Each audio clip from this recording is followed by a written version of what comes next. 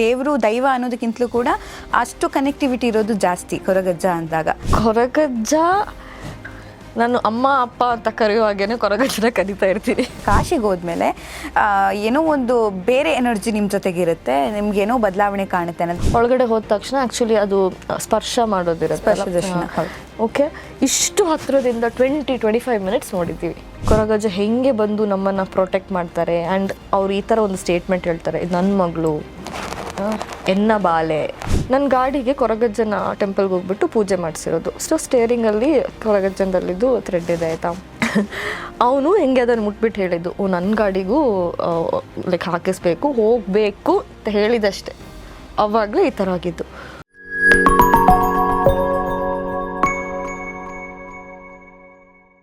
ಅಂದರೆ ನೀವು ತುಂಬ ಟೆಂಪಲ್ಗೆಲ್ಲ ಹೋಗಿದ್ದೀನಿ ಅಂತ ಹೇಳಿದ್ರಲ್ವಾ, ಕಾಶಿಗೆ ಹೋಗಿದ್ರಿ ಅಂತ ಹೇಳಿದ್ರಿ. ಕಾಶಿ ನಿಮ್ಗೆ ಏನು ಬದಲಾವಣೆ ಕಾಣ್ತು? ಯಾಕಂದರೆ ತುಂಬ ಜನ ಹೇಳ್ತಾರೆ ಕಾಶಿಗೆ ಹೋದ್ಮೇಲೆ ಏನೋ ಒಂದು ಬೇರೆ ಎನರ್ಜಿ ನಿಮ್ಮ ಜೊತೆಗಿರುತ್ತೆ, ನಿಮ್ಗೆ ಏನೋ ಬದಲಾವಣೆ ಕಾಣುತ್ತೆ ಅನ್ನೋದು ಎಷ್ಟು ಸತ್ಯ ಮತ್ತು ನಿಮ್ಗೆ ಎಷ್ಟು ಅದು ಅನುಭವಕ್ಕೆ ಬಂದಿದೆ? ಆ್ಯಕ್ಚುಲಿ ಕಾಶಿಗೆ ಹೋಗಿದ್ದಾಗ ತುಂಬಾ ನನ್ನ ಮುಖ ಎಲ್ಲ ಒಂಥರ ಆಗಿತ್ತು, ಪೇಲಾಗಿತ್ತು. ಓಕೆ, ಬಟ್ ಮಿಡ್ ನೈಟ್ ನಾವು 3:30ಗೆ ಓಪನ್ ಆಗುತ್ತಲ್ಲ, ಆ ಟೈಮಿಗೆ ಹೋಗೋಣ ಅಂತ. ಸೊ ರಾತ್ರಿ ಎಲ್ಲ ನಿದ್ದೆ ಇಲ್ಲದೆ ಆವಾಗಲೇ ಹೋಗಿದ್ವಿ.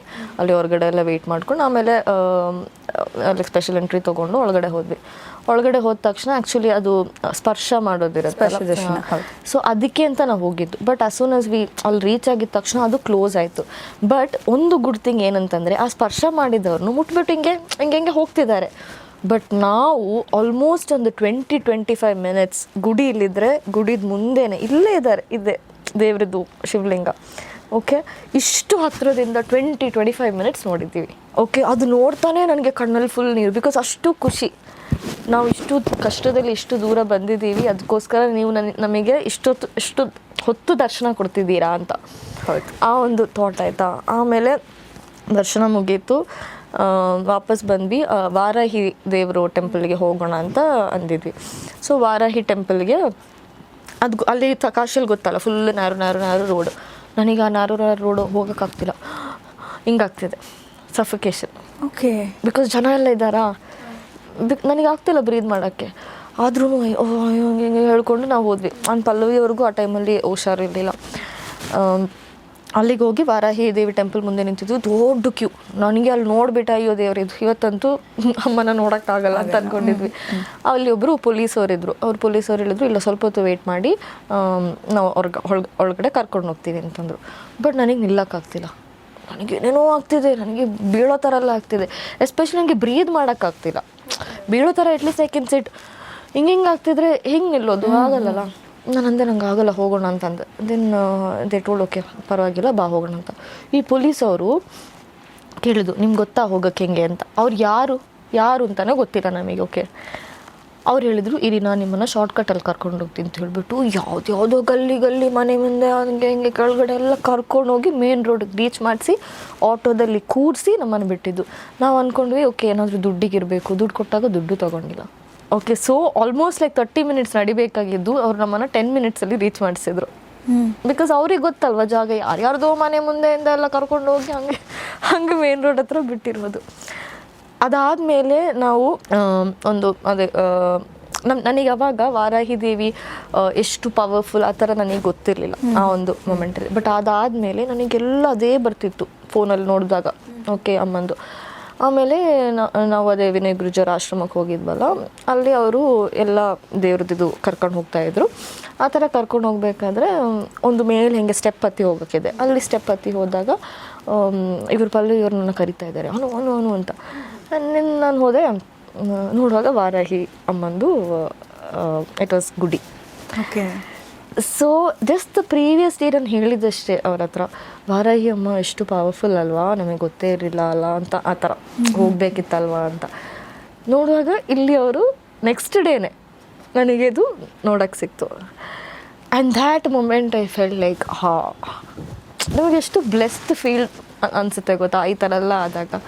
ಸೊ ಅದು ಕಾಶಿದು ಎಕ್ಸ್ಪೀರಿಯನ್ಸ್. ಅಲ್ಲಿಂದ ವಾಪಸ್ ಬಂದಾದ್ಮೇಲೂ ನನಗೆ ಸ್ವಲ್ಪ ಒಂದು ಪಾಸಿಟಿವ್ ಎನರ್ಜಿ ಇದ್ದೇ ಇರುತ್ತೆ. ಬಟ್ ಆದ್ರೂ ಡಿಫಿಕಲ್ಟ್ ಅಲ್ಲ ಕಂಪ್ಲೀಟಾಗಿ ರಿಕವರ್ ಆಗೋಕ್ಕೆ. ಹೌದು, ಅದು ನಿಜ. ಈಗ ಕಾಶಿ ಅಂತ ಹೇಳಿದಾಗ ಅದೊಂದು ವೈಬ್ ಬೇರೆ, ಬಟ್ ನೀವು ಮಂಗಳೂರು ಅಂತ ಹೇಳಿದಾಗ ದೈವ ದೇವರು ನೀವಾಗಲೇ ಹೇಳಿದ್ರಿ, ಅದರಲ್ಲೂ ಕೊರಗಜ್ಜ ಅಂತ ಹೇಳಿದಾಗ ಎಲ್ರಿಗೂ ಕೂಡ ತುಂಬ ಇಷ್ಟ. ಅಂದರೆ ನಮ್ಮ ಅಜ್ಜನನ್ನು ನಾವು ಎಷ್ಟು ಇಷ್ಟಪಡ್ತೀವೋ ಹಾಗೆ ದೇವರು ದೈವ ಅನ್ನೋದಕ್ಕಿಂತಲೂ ಕೂಡ ಅಷ್ಟು ಕನೆಕ್ಟಿವಿಟಿ ಇರೋದು ಜಾಸ್ತಿ ಕೊರಗಜ್ಜ ಅಂದಾಗ. ಕೊರಗಜ್ಜ ನಾನು ಅಮ್ಮ ಅಪ್ಪ ಅಂತ ಕರೆಯೋ ಹಾಗೇನೆ ಕೊರಗಜ್ಜನ ಕರಿತಾ ಇರ್ತೀನಿ. ಓಕೆ, ಆಲ್ಮೋಸ್ಟ್ ತುಳು ಪೀಪಲ್ ಅಥವಾ ಮಂಗಳೂರು ಜನ ಏನಾದರೂ ಆದರೆ ಕೊರಗಜ್ಜ ಅಂತ ಅಂದ್ಬಿಡ್ತಾರೆ. ಹೌದು, ಅದು ಬಂದೇ ಬಿಡುತ್ತೆ. ನಿಂತಾಗ ಕೂತಾಗ ಎದ್ದಾಗ ಎಲ್ಲನೂ ನಾನು ಕೊರಗಜ್ಜ ಆ ಥರ ಹೇಳ್ತಾನೇ ಇರ್ತೀನಿ. ಓಕೆ, ಸೊ ಆ್ಯಕ್ಚುಲಿ ಚಿಕ್ಕ ವಯಸ್ಸಿಂದಾನೇ ನಮ್ಮ ಅಜ್ಜಿ ಅಮ್ಮ ಎಲ್ಲ ಏನಾದರೂ ಹಿಂಗೆ ಕಳೆದೋದಾಗ ಆಬ್ವಿಯಸ್ಲಿ ನಾವು ಕೊರಗಜ್ಜನಿಗೆ ಪ್ರೇ ಮಾಡ್ತೀವಲ್ಲ, ಇವಾಗ ಎಸ್ಪೆಷಲಿ ಗೋಲ್ಡ್ ಎಲ್ಲ ಕಳೆದೋದಾಗ ಅಯ್ಯೋ ಕೊರಗಜ್ಜ ಕೊಡಿ ಆ ಥರ. ಅವಾಗೆಲ್ಲ ನಾವು ಮನೆಯಲ್ಲೇ ಒಂದು ಮಣೆ ಇಟ್ಬಿಟ್ಟು ಹೊರಗಡೆ 6 ಗಂಟೆ ಟೈಮಲ್ಲಿ ಮನೆಯಲ್ಲೇ ಹೊರಗಡೆ ಇದು ಏನು ಬೀಟಲ್ ಲೀವ್ಸಿಗೆ ಏನು ಹೇಳೋದು, ಬಚ್ಚಿರೆ ವೀಳ್ಯದೆಲೆ. ವೀಳ್ಯದೆಲೆ ಬಚ್ಚಿರೆ ಅಂದರೆ ತುಳುವಲ್ಲಿ, ಕನ್ನಡದಲ್ಲಿ ವೀಳ್ಯದೆಲೆ. ಓಕೆ, ಅದು ಆಮೇಲೆ ಚಕ್ಲಿ, ಆಮೇಲೆ ಒಂದು ಬಾಟಲ್, ಅದನ್ನು ಇಟ್ಬಿಟ್ಟು ಅಗರಬತ್ತಿ ಎಲ್ಲ ಹಚ್ಚಿ ಪೂಜೆ ಮಾಡಿ ನಾವು ಸ್ವಲ್ಪ ಹೊತ್ತು ದೂರ ನಿಲ್ತೀವಿ. ಆಮೇಲೆ ವಾಪಸ್ ಬಂದಾಗ ಅದು ಫುಲ್ ಆಲ್ಕೋಹಾಲ್ದು ಒಂಥರ ಸ್ಮೆಲ್ ಇರುತ್ತೆ. ಸೊ ಅದು ಬಿಲೀಫ್ ಇಸ್ ಲೈಕ್ ಅಜ್ಜ ಬಂದು ಅದನ್ನು ಆಕ್ಸೆಪ್ಟ್ ಮಾಡಿ ಹೋದರು ಅಂತ. ಸೊ ಏನಾದರೂ ಕಳೆದೋದಾಗ ಸಿಕ್ಕಿದಾದ್ಮೇಲೆ ನಾವು ಇದು ಮಾಡ್ತಾಯಿದ್ವಿ. ಸೊ ಅದು ನೋಡ್ಕೊಂಡು ಬಂದಿರೋದಲ್ವ ಚಿಕ್ಕ ವಯಸ್ಸಿಂದನೂ. ಆ್ಯಂಡ್ ನಾನು ಡಾನ್ಸ್ ಕ್ಲಾಸಿಗೆ ಹೋಗ್ತಿರ್ಬೇಕಾದ್ರೆ ನಮ್ಮ ಮನೆ ಆ್ಯಕ್ಚುಲಿ ಕುತ್ತಾರ್ ಆದಿಸ್ಥಳ ಇದೆಯಲ್ಲ, ಅಲ್ಲಿಂದ ಬರೀ 10 ಮಿನಿಟ್ಸ್. ಓಕೆ. ಸೊ ನಂದು ಡಾನ್ಸ್ ಕ್ಲಾಸ್ದೊಬ್ಳು ಫ್ರೆಂಡ್ ಇದ್ಲು, ಅವಳ ಮನೆ ಇದು ದೇವಸ್ಥಾನ ಪಾಸಾಗಿ ಆ ಕಡೆ ಹೋಗಬೇಕು. ಸೊ ದೇವಸ್ಥಾನದ ಎದುರುಗಡೆ ಸ್ಟ್ರೀಟ್ ಲೈಟ್ಸ್ ಇಲ್ಲ. ಓಕೆ, ಸೊ ರಾತ್ರಿ ಹೊತ್ತಿಗೆ ಫುಲ್ ಕತ್ಲಾಗಿರುತ್ತೆ. ಸೊ ನನಗೆ ನೆನಪಿದೆ, ನಾನೇನೋ ಒಂದು 5th ಸ್ಟ್ಯಾಂಡರ್ಡ್ ಆ ಥರ ಇರಬೇಕಾದ್ರೆ ಇವಳೊಂದು ಕತೆ ಹೇಳಿದ್ಲು ನನಗೆ. ಓಕೆ, ಬಟ್ ಅವಾಗೆಲ್ಲ ನಮಗೆ ಅಷ್ಟೊಂದು ಕತೆ ಎಲ್ಲ ಗೊತ್ತಿಲ್ಲ. ಸೊ ಇದು ಹೇಳಿದಾಗ ಈ ಥರ ಇದೆಯಾ ಆ ಥರ ನಾವು like I was actually mesmerised ಆಯಿತು, ಈ ಥರ ಎಲ್ಲ ಆಗಿತ್ತಾ ಅಂತ. ಸೊ ಅವಳು ಏನು ಹೇಳಿದ್ನಂತೆ, ರಾತ್ರಿ ಅವಳು ಆ ದಾರಿಯಲ್ಲಿ ಹೋಗಬೇಕಾದ್ರೆ ಟಾರ್ಚ್ ಇಟ್ಕೊಂಡಿದ್ಲಂತೆ, ಲೈಟ್ ಆನ್ ಮಾಡಿ ಟಾರ್ಚ್ ಇಟ್ಕೊಂಡಿದ್ಲು. ಆ್ಯಂಡ್ ಅಲ್ಲಿಗೆ ಬಂದ ತಕ್ಷಣ ಟಾರ್ಚ್ ಆಫ್ ಆಯ್ತಂತೆ. ಆ್ಯಂಡ್ ಅದಾದಮೇಲೆ ಪುನಃ ಅವಳು ಆನ್ ಮಾಡಿರೋದು ಅಂತ ಈ ಥರ ಹೇಳಿದ್ಲು. ಸೊ ಇದೊಂದು ಕತೆ ಲೈಕ್ ಅವಾಗದು ಇದೆ. ಸೊ ಆ ಥರ ತುಂಬ ಕತೆಗಳಿದೆ. ಲೈಕ್ ಕೊರಗಜ್ಜ ಹೆಂಗೆ ಬಂದು ನಮ್ಮನ್ನು ಪ್ರೊಟೆಕ್ಟ್ ಮಾಡ್ತಾರೆ. ಆ್ಯಂಡ್ ಅವ್ರು ಈ ಥರ ಒಂದು ಸ್ಟೇಟ್ಮೆಂಟ್ ಹೇಳ್ತಾರೆ, ಇದು ನನ್ನ ಮಗಳು, ಎನ್ನ ಬಾಲೆ ಆ ಥರ, ಅಂದರೆ ನನ್ನ ಮಗು ಅಂತ. ಹೌದು, ಬಿಕಾಸ್ ದುಷ್ಟಶಕ್ತಿಗಳು ಇರುತ್ತಲ್ಲ ಆ ಒಂದು ನೈಟ್ ಟೈಮಲ್ಲಿ. ಸೊ ಅವ್ರನ್ನ ಎದುರಾಕಿ ನನ್ನ ಮಗಳು ಆ ಥರ ಹೇಳ್ತಾರೆ. ಇದೆಲ್ಲ ನಾನು ಕೇಳಿರೋ ಕಥೆಗಳು. ಸೊ ಐ ಡೋಂಟ್ ನೋ ಎಷ್ಟು ನಿಜ ಇದೆ ಏನಿದೆ ಅಂತ ನನಗೆ ಗೊತ್ತಿಲ್ಲ. ಇದೆಲ್ಲ ಕೇಳ್ಕೊಂಡು ಬಂದಿರೋದು. ಸೊ ಆಬ್ವಿಯಸ್ಲಿ ನಮಗೆ ಆ ಬಿಲೀಫ್ ಬಂದೇ ಬರುತ್ತೆ. ಆ್ಯಂಡ್ ನನಗೇನು ತುಂಬಾ ಎಕ್ಸ್ಪೀರಿಯನ್ಸಸ್ ಆಗಿದೆ, ತುಂಬ ಅಂದರೆ ತುಂಬ. ಓಕೆ, ಇವಾಗ ರೀಸೆಂಟಾಗಿಯೇ ಹೇಳಬೇಕಂದ್ರೆ ನನಗೆ ಚೆನ್ನೈಗೆ ಹೋಗೋಕ್ಕಿತ್ತು ಆಯಿತಾ. ನೈಟ್ 11:30ಗೆ ಟ್ರೈನ್ ಇದ್ದಿದ್ದು. ನಾನು ರೈಲ್ವೆ ಸ್ಟೇಷನ್ ಹೋದೆ, SMBT ರೈಲ್ವೆ ಸ್ಟೇಷನ್ಗೆ ಹೋಗ್ಬಿಟ್ಟು ನೋಡ್ತೀನಿ, ಬೋರ್ಡ್ ನೋಡ್ತೀನಿ, ಟ್ರೈನ್ ಕ್ಯಾನ್ಸಲ್ಡ್. ನಾನು ಬುಕ್ ಮಾಡಿರೋ ಟ್ರೈನ್ ಕ್ಯಾನ್ಸಲ್ಡ್ ಅಂದರೆ ನೆಕ್ಸ್ಟ್ ಡೇ 3 ಗಂಟೆಗಿದೆ. ಅದು ಯಾವುದೋ ನಾರ್ತಿದ್ದು ಟ್ರೈನ್ ಇದ್ದಿದ್ದು. ಓಕೆ, ನಾನು ಅಂದ್ಕೊಂಡು ನಾನು ಹೆಂಗೆ ಹೋಗಲಿ, I have to go. Next day ನನಗೊಂದು ಮೀಟಿಂಗ್ ಇತ್ತು, ಐ ಹ್ಯಾವ್ ಟು ಗೋ. ಏನು ಮಾಡಲಿ ನಾನು ಅಂತ ಹಂಗೆ ಅಂದ್ಕೊಂಡೆ. ನನಗೇನು ಮಾಡಬೇಕು ಅಂತ ಗೊತ್ತಿಲ್ಲ. 5th ಪ್ಲ್ಯಾಟ್ಫಾರ್ಮಿಂದ ಸುಮ್ಮನೆ ನಡ್ಕೊಂಡು ಬಂದೆ, 1st ಪ್ಲ್ಯಾಟ್ಫಾರ್ಮ್ವರೆಗೂ ಬಂದು ಹಿಂಗೆ ನಿಂತ್ಕೊಂಡು ಕೊರಗಜ್ಜ ನಾನು ಏನು ಮಾಡಲಿ ಹಿಂಗೆ ನೋಡ್ತೀನಿ. ಇಬ್ಬರು ನಡ್ಕೊಂಡು ಬರ್ತಿದ್ದಾರೆ, IRCTCದು ಇದು ಹಾಕ್ಕೊಂಡು, ಬ್ಯಾಜ್ ಹಾಕ್ಕೊಂಡು ಆಯಿತಾ. ಅವ್ರು ಬಂದು ನಾನು ಕೇಳಿದೆ, ಇದು ಟ್ರೈನ್ ಇಲ್ವಾ ಅಂತ ಕೇಳಿದೆ. ಇಲ್ಲ, ಇಲ್ಲಿಗೆ ಹೋಗಬೇಕು ನಿನಗೆ ಅಂತ ಕೇಳಿದರು. ಅಂದರೆ ನನಗೆ ಚೆನ್ನೈ ಹೋಗೋಕ್ಕಿತ್ತು, ನಾಳೆ ಹೋಗಲೇಬೇಕು ಅಂತ. ಆ್ಯಂಡ್ ಇದ್ರ ಇನ್ ಬಿಟ್ವೀನ್ ಅವ್ರ ಹತ್ರ ತುಂಬ ಜನ ಬಂದುಬಿಟ್ಟು ಕೇಳ್ತಿದ್ದಾರೆ, ಟ್ರೈನ್ ಇದು ಯಾವ ಟ್ರೈನು, ಅದು ಟ್ರೈನ್ ಈ ಟ್ರೈನು. ಅವ್ರು ಬರೀ ಇನ್ಫಾರ್ಮೇಷನ್ ಕೊಡ್ತಿದ್ದಾರೆ. ಬಟ್ ನನ್ನ ಅವರು ಬಿಟ್ಟೇ ಇಲ್ಲ ಗೊತ್ತಾ, ಟ್ರೈನ್ ಹತ್ತೋವರೆಗೂ ನನ್ನ ಹಿಂದೆನೇ ಬರ್ತಿದ್ರು. ಅವ್ರು ಫಸ್ಟಿಗೆ ಹೇಳಿದ್ರು, ಹೋಗಿ ಜನರಲ್ ಟಿಕೆಟ್ ತೊಗೋ. ನನ್ನ ಕೌಂಟರ್ ಹತ್ರ ಕರ್ಕೊಂಡೋದ್ರು. ಅದು ಲೈಕ್ ಅಲ್ಲಿ ಬ್ಯಾರಿಕೇಡ್ ಹಾಕಿದ್ರು, ಪೊಲೀಸವ್ರ ಹತ್ರ ಬ್ಯಾರಿಕೇಡ್ ಓಪನ್ ಮಾಡಿಸಿ ನನ್ನ ಬ್ಯಾರಿಕೇಡಿಂದ ಅಲ್ಲಿ ಕಳಿಸಿ ಸರ್ ಹೇಳಿದರು ಟಿಕೆಟ್ ಕೊಡೋಕ್ಕೆ ಅಂತ ಹೇಳು ಅಂತ. ಆದರೆ ಅವರು ಕೊಟ್ಟಿಲ್ಲ, ಬಿಕಾಸ್ ಟ್ರೈನ್ ಅಷ್ಟು ಫುಲ್ ಆಗಿದೆ. ಅವರು ಎಕ್ಸ್ಟ್ರಾ ಟಿಕೆಟ್ಸ್ ಕೊಟ್ಬಿಟ್ಟಿದ್ದಾರೆ. ಸೊ ಇನ್ನೂ ಟಿಕೆಟ್ಸ್ ಕೊಡೋಕ್ಕಾಗಲ್ಲ ಅಂತ ಕೌಂಟರ್ ಕ್ಲೋಸ್ ಮಾಡಿದ್ರು. ಆಮೇಲೆ ಅವರು ಹೇಳಿದ್ರು, ಸರಿ ನೀನು ನಾರ್ಮಲ್ ಆ್ಯಪಲ್ಲಿ ನೀನು ಡೌನ್ಲೋಡ್ ಮಾಡ್ಕೊ. ಆ ಆ್ಯಪ್ ರೈಲ್ವೆ ಸ್ಟೇಷನ್ ಸರೌಂಡಿಂಗಲ್ಲಿ ನಮಗೆ ಬುಕ್ ಮಾಡೋಕ್ಕಾಗಲ್ಲ. ಓಕೆ, 100 ಮೀಟರ್ಸ್ ಅವೇ ಇರಬೇಕು ರೈಲ್ವೆ ಸ್ಟೇಷನಿಂದ. ಅದರಲ್ಲಿ ನೀನು ಮಾಡು. ಇಲ್ಲ ಬೇಡ ಇಲ್ಲಿ ಬಾ ಅಂತ ಹೇಳ್ಕೊಂಡು ಇನ್ನೊಂದು ಸರ್ನ ಕರೆದ್ರು. ಆ ಸರ್ನ ಕರ್ಕೊಂಡು ಹೊರಗಡೆ ಮಿಷಿನ್ ಹತ್ರ, ಎಷ್ಟು ಮಿಷಿನ್ಸ್ ಹತ್ರ ಹೋಗಿ ಚೆಕ್ ಮಾಡಿದ್ದಾರೆ ಗೊತ್ತಾ, ಬಟ್ ಸರ್ವರೇ ಡೌನ್ ಇತ್ತು. ಓಕೆ, ಸೊ ಅದೂ ಆಗಿಲ್ಲ. ಆಮೇಲೆ ಅವರು ಒಳಗಡೆ TTR ಹತ್ರ ಕರ್ಕೊಂಡೋದ್ರು. ಫುಲ್ TTRs ಕೂತ್ಕೋತಾರಲ್ಲ ಆ ರೂಮಿಗೆ, ಆ TTR ಹತ್ರ ಮಾತಾಡಿ ಇವಳಿಗೊಂದು ಸೀಟ್ ಕೊಡಿ, ಅವಳು ನಾರ್ಮಲ್ ಟಿಕೆಟ್ ತೊಗೋತಾಳೆ and she will pay you in the train for the ಏನು AC ಇದಕ್ಕೆ ಪೇ ಮಾಡ್ತಾಳೆ. ಐ ಮೀನ್ ಕನ್ಫರ್ಮ್ಡ್ ಅಲ್ಲ, ಟಿಕೆಟ್ ಸಿಗುತ್ತಲ್ಲ ಅಂತ. ಅವ್ರು ಹೇಳಿದ್ರು ಸರಿ ಈ ಕೋಚ್ ಹತ್ರ ಬಾ ಅಂತ. ಯಾರು TTR ಅಂದರೆ ಈ ಕೋಚ್ ಹತ್ರ ಬಾ ಅಂತ, ನೀನು ಈ ನಾರ್ಮಲ್ ಟಿಕೆಟ್ ತೊಗೊಂಡು ಕೋಚ್ ಹತ್ರ ಬಾ ಅಂತಂದು. ನಾನು ಅಂದ್ಕೊಳ್ಳೋದು ಯಾರವರು, ನನಗೇನಕ್ಕೆ ಅಷ್ಟೊಂದು ಹೆಲ್ಪ್ ಮಾಡಬೇಕು ಅವರು ಅಲ್ವಾ. ಸೊ ಅಜ್ಜ ಅಂತ ಹೇಳಿದ ತಕ್ಷಣ ಲೈಕ್ ನಾನು ಏನು ಮಾಡಲಿ ಅಂತ ಹೇಳಿದ ತಕ್ಷಣ ಇವ್ರು ಬಂದ್ರಾ. ಸೊ ಅದು ವಾಸ್ ಲೈಕ್ ಅದೊಂದು ಎಕ್ಸ್ಪೀರಿಯನ್ಸ್. ಇನ್ನೊಂದು ಎಕ್ಸ್ಪೀರಿಯನ್ಸ್ ಏನಂತಂದರೆ ನಾನು ಗಾಡಿ ಓಡಿಸ್ತಾ ಇದ್ದೆ, ಬಟ್ ನೈಟ್ ನಾನು ಉಡುಪಿಯಿಂದ ಬರಬೇಕಿತ್ತು ಆಯ್ತು, ಆಫ್ಟರ್ 1:30 ಆ ಥರ. ಸೊ ಒಬ್ಬಳೇ ಬರೋಕ್ಕೆ ಬೇಡ ಅಂತೇಳಿ ನನ್ನ ನೇಬರ್ ಒಬ್ಬ ಹುಡುಗ ಇದ್ದಾನೆ, ಅವನ್ನ ಕರೆದಿದ್ದೆ, ನೀನು ಬಾ ನನ್ನ ಜೊತೆ ಅಂತ. ಸೊ ಅವ್ನು ಗಾಡಿ ಓಡಿಸ್ತಾ ಇದ್ದ, ನಾನು ಆ್ಯಕ್ಚುಲಿ ಮೊಬೈಲಲ್ಲಿ ಲೂಡೋ ಆಡ್ತಾ ಇದ್ದೆ. ಆಲ್ಮೋಸ್ಟ್ 1:30 ಆಯಿತು. ಸೊ ಮಂಗಳೂರಲ್ಲಿ KPT ಅಂತ ಒಂದು ಜಂಕ್ಷನ್ ಇದೆ.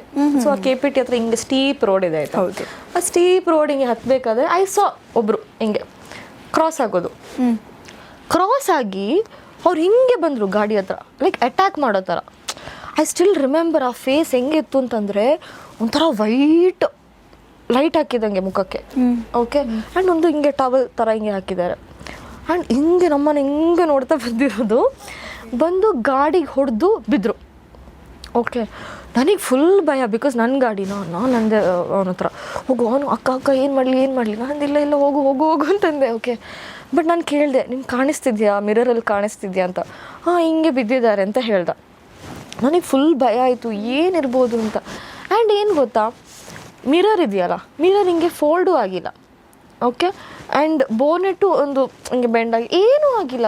ಅಟ್ಲೀಸ್ಟ್ ಮಿರರ್ಗೆ ತಾಕಿದಾಗ ಮಿರರ್ ಆದರೂ ಫೋಲ್ಡ್ ಆಗಿ ಸ್ಕ್ರ್ಯಾಚ್ ಆದ್ರೆ. ಓಕೆ, ಆ್ಯಂಡ್ ಇದು ಯಾವಾಗ ಆಯಿತು ಗೊತ್ತಾ, ನನ್ನ ಗಾಡಿಗೆ ಕೊರಗಜ್ಜನ ಟೆಂಪಲ್ಗೆ ಹೋಗ್ಬಿಟ್ಟು ಪೂಜೆ ಮಾಡಿಸಿರೋದು. ಸೊ ಸ್ಟೇರಿಂಗಲ್ಲಿ ಕೊರಗಜ್ಜನದಲ್ಲಿದ್ದು ಥ್ರೆಡ್ ಇದೆ ಆಯಿತಾ. ಅವನು ಹಿಂಗೆ ಅದನ್ನು ಮುಟ್ಬಿಟ್ಟು ಹೇಳಿದ್ದು, ನನ್ನ ಗಾಡಿಗೂ ಲೈಕ್ ಹಾಕಿಸ್ಬೇಕು ಹೋಗಬೇಕು ಅಂತ ಹೇಳಿದಷ್ಟೆ. ಅವಾಗಲೇ ಈ ಥರ ಆಗಿದ್ದು. ಸೊ ನನಗೆ ಫುಲ್ ಭಯ ಆಗಿದ್ದು ಹಾಗೆ, ಏನಕ್ಕೆ ಅಜ್ಜನ ಹೆಸರು ತೊಗೊಂಡಾಗ ಈ ಥರ ಆಯಿತು ಅಂತ. ಆಮೇಲೆ ನಮಗೆ ಸಮಾಧಾನ ಇಲ್ಲ, ನಾವು ಗಾಡಿಯಲ್ಲಿ ಇಟ್ಬಿಟ್ಟು ಆ ಒಂದು ಗಾಡಿ ತೊಗೊಂಡು ನಾವು ಅಂದರೆ ಸೇಮ್ ಗಾಡಿಯಲ್ಲಿ ಬರೋದು ಬೇಡ, what if it is actually person or something ಅಂತ ಭಯ ಆಯಿತಾ. ಆಮೇಲೆ ನಾವು ವಾಪಸ್ ಬಂದಾಗ ಯಾರೂ ಇಲ್ಲ, ಅಲ್ಲಿ ಯಾರೂ ಇಲ್ಲ, ಖಾಲಿ ರೋಡು.